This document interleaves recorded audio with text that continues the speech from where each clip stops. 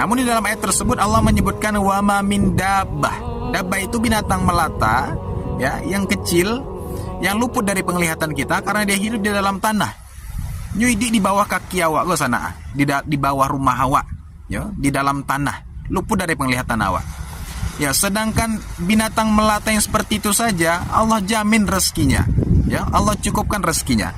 Apalagi awak, ya, awak manusia kok. Laqad khalaqnal insana fi ahsani taqwim. Sungguh sudah kami ciptakan manusia dalam keadaan yang sebaik-baiknya. Pasti Allah menjamin rezeki kita.